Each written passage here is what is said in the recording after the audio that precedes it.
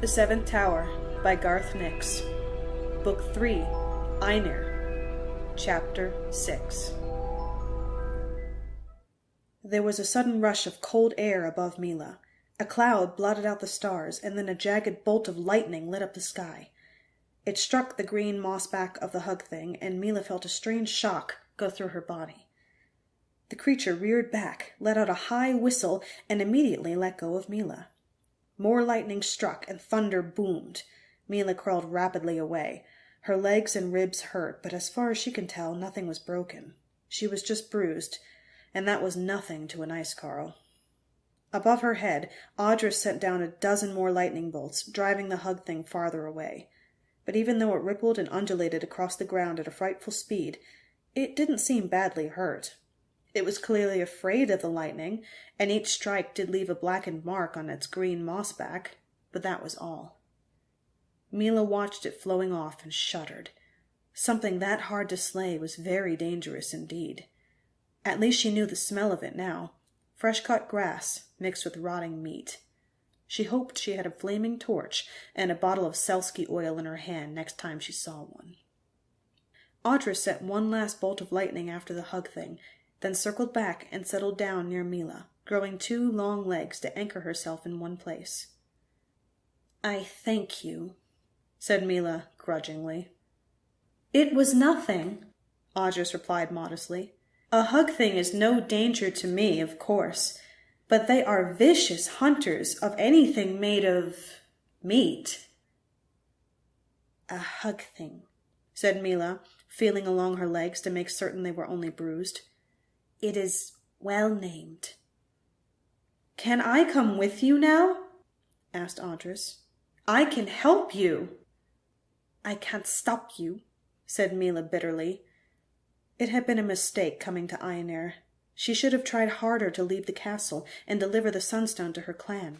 Now there was a chance she might not be able to get back at all, and the far raiders would soon have nothing but moth lamps and glow jellies to light their way. Her chances of returning would be better if she let Audra help her. She hadn't properly thought everything through before. She panicked, something she never thought she'd do. Milla frowned and forced herself to go back and think the problem through from the beginning. Her quest was to deliver a sunstone to the far raiders. She had forgotten that, letting herself imagine even greater triumphs, returning to the ship with information even the crone mothers did not know. She had wanted to be a famous shield maiden, the one who had gone to another world and learned of new dangers to the clans. That ambition had led her from her duty. Neglect of her true purpose had destroyed her dream of being a shield maiden. She had wagered her future and had lost her shadow, all for pride and ambition. She had demonstrated it to the world and to herself that she was not fit to be a shield maiden. She knew she had to get back as soon as possible, deliver the sunstone, and then the ice would judge her. So she should let Audra help her, at least for now. "Where is the chosen enclave?" Milla asked. "Do you know?" "I have heard travelers speak of it, and chosen have come to our hill to offer lives in exchange for gifts," said Audra. "I think it lies far to the north and east." "How far?" "Many days for me, even upon the wind," said Audra. "I can carry you for a while each day, but my strength is not great enough to do more." "Which way is east?" asked Milla slowly. She hated not knowing directions. "That way." Audra extended her arm to point. "You see the bright star halfway up the sky that is all alone? The one that shines a little blue? That is Norin, sad star of the east, who weeps for company." "What? How can it weep? Why is it blue?" "It is only a story," Audra laughed. "Stars are distant suns. I do not know why that one is blue, but Norin always shows the way east." "I do not understand stars," said Milla. "We do not have them." "Ah, I have heard of the veil," said Audrus. "That must be strange, to live always in darkness." Milla was silent.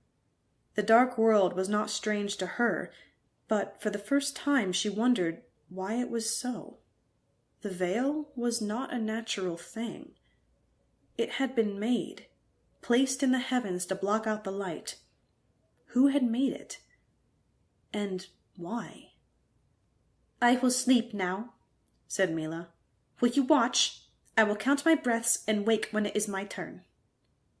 "Sleep your fill," encouraged Audrus. "Storm shepherds rarely sleep. We have long dozed above and around old Riga Hill, so I am rested. Sleep." "The hug thing has gone, hasn't it?" asked Milla. She made her sunstone brighten and carefully examined the grass all around. It was satisfactorily brown and uneven, but she still felt a faint buzz of fear as she lay down. It was odd to sleep without heavy furs, but the night was warm. Milla made sure her sword was under her hand, and then she began the process of telling herself to wake up after 1,400 breaths. That done, she sank quickly into sleep. Audrus yawned, surprising herself.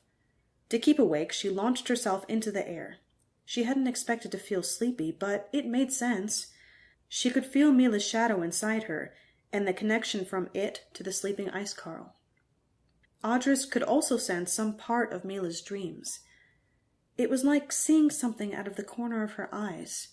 She kept getting fleeting glimpses of a great expanse of ice, and strange creatures, and men and women in furs, and a ship. Audrus blinked again, shutting the images out. Then she shot around in a wide circle, exerting herself in order to keep awake. There was no sign of the hug thing, but there were many creatures that roamed the night in Einar. Audrus kept some lightning crackling in her right hand, and her eyes on the ground. She must not fall asleep. Her companion was counting on her.